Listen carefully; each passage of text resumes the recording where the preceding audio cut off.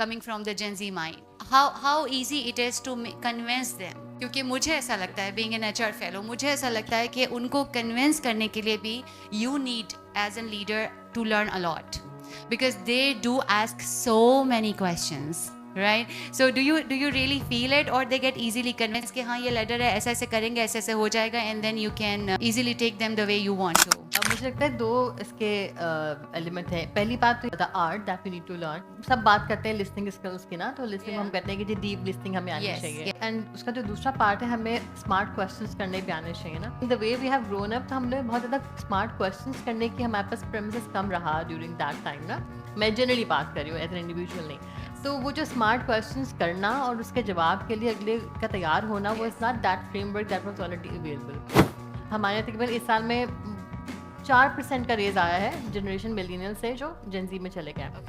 मैं उसको अभी से ट्रैक इसलिए कर रही हूँ बिकॉज ग्लोबल स्टडी ये कहती है कि जी 2030 तक आपके 27% तक जेन ज़ी ऑर्गेनाइजेशन में होंगे. तो my board member asked this question कि जी आपको क्या फिक्र है क्यों आप इसको बता रही है ना, व्हाट डज इट से.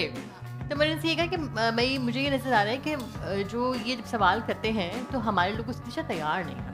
And he very rightly said कि भाई तो इसका मतलब है इनको तो नहीं सिखाना तो पहले के लोगों को. Absolutely, this is exactly what I mean to point out. हमने मल्टी जनरेशनल वर्कफोर्स जो है ना उस थॉट में आना है कि we are working with multi generation. क्योंकि इसका एक ग्रुप ये है, उन्होंने कहा कि ठीक है जब हम भी तो आए थे तो जेन एक्स हमसे पहले, तो क्या फिर क्या मसला, तो वही तो आ रही है हमेशा से एजल से ऐसा ही है.